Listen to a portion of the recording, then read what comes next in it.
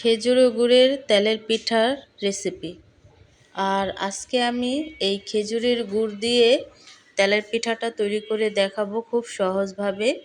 তো hi guys, আসসালামু আলাইকুম, welcome back to my channel. কেমন আছো তোমরা সবাই?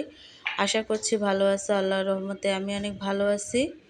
তো গাইস, আজকে আমি তৈরি করে দেখাবো তেলের পিঠা। তার জন্য কিন্তু এখানে আমি নিয়ে নিচ্ছি শুকনা চালের গুঁড়ি, আর এখানে নিয়ে নিচ্ছি ময়দা।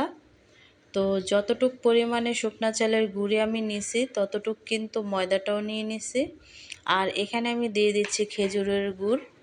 তো এই খেজুরের গুড়টা কিন্তু একেবারে পাতলা করে নিছি আমি। তো তারপরে কিন্তু হালকা কুসুম গরম পানি দিয়ে আমি ব্যাটারটা তৈরি করে নেব। তো ভিডিওটি ফার্স্ট থেকে লাস্ট পর্যন্ত দেখতে থাকো, আশা করছি ভালো লাগবে। আর ভালো লাগলে প্লিজ একটি লাইক আর একটি সাবস্ক্রাইব করে পাশে থাকবে। তো দেখো, তো এই কাজটা কিন্তু হাত দিয়ে আমি করে নেব। তো ব্যাটারটা খুব ভালো করে তৈরি করতে হবে। তো আমি একটু একটু পানি দিয়ে দিয়ে কিন্তু তারপরে আমি ব্যাটারটা তৈরি করে নেব। তো দেখো, খুব ভালো করে মতে মতে তারপরে কিন্তু ব্যাটারটা তৈরি করতে হবে। তো একটু একটু পানি দিয়ে দিয়ে কিন্তু এই ব্যাটারটা আমি তৈরি করব। আর পানির মাপটা কিন্তু সঠিকভাবে জানা যায় না যে কতটুক পানি দিতে হবে। তো দেখো, আমি কিন্তু ব্যাটারটা একেবারেই তৈরি করে ফেলছি। আর আমি 5 মিনিটের জন্য কিন্তু একটু রেস্টে রেখে দেব। তাতে হয় কি আর কি, ব্যাটারটা একটু ফুলে ওঠে, পিঠাটা কিন্তু অনেকটা ভালো হয়। তো এখানে কিন্তু আমি সামান্য একটু লবণ দিয়ে দিছি। মিষ্টি জিনিসে লবণ দিলে একটু ভালো হয়। তো দেখো, তো তারপরে কিন্তু এই ব্যাটারটা আমি 5 মিনিটের জন্য রেস্টে রেখে দিছি। তো রেস্টে রাখার পরে দেখো ব্যাটারটা কতটুক ফুলে উঠছে। আর এই ব্যাটার দিয়ে পিঠা ভাজলেই কিন্তু পিঠাটা একেবারেই ফুলকো ফুলকো হয়। তো এখানে আমি তেল বসাইছি, তেলটা তো গরম হয়ে গেছে, আর পিঠাটাও দিয়ে দিছি। আর দেওয়ার পরে কিন্তু দেখো পিঠাটা কিন্তু নিজে নিজেই ফুলে উঠবে। আর ব্যাটারটা যদি সঠিকভাবে তৈরি করা হয় তাহলে কিন্তু পিঠাটা ফুলতে সময় লাগে না, আর পিঠাটা ফুলকো ফুলকো হতেও কিন্তু টাইম লাগে না। আর এই পিঠাটা খেতে কিন্তু খুবই সুস্বাদু হয়। তো দেখো, একটা পিঠা কিন্তু ফুলে উঠছে।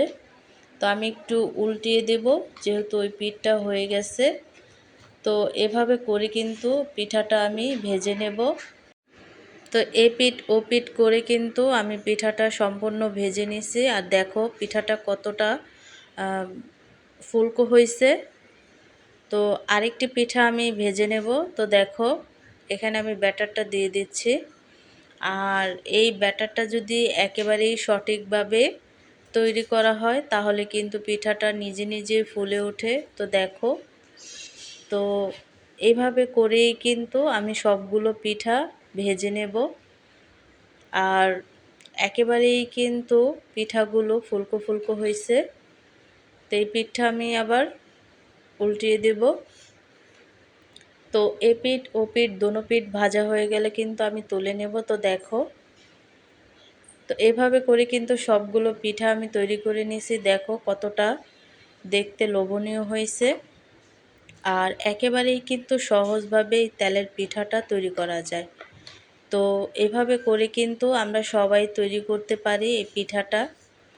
আর এখন যেহেতু গরমকালেও কিন্তু এই পিঠাগুলো খেতে অনেকটা ভালো লাগে আর কি। যারা পিঠা সব সময় খায় তারা কিন্তু সব সিজনেই পিঠা খেতে পারে। তো আজকের রেসিপিটা কেমন লাগছে অবশ্যই কিন্তু কমেন্টে জানাবে। তো অন্য কোনো রেসিপি নিয়ে তোমাদের মাঝে আবার চলে আসব। আজকে এই পর্যন্তই। সবাই সুস্থ থাকবে, ভালো থাকবে। আল্লাহ হাফেজ।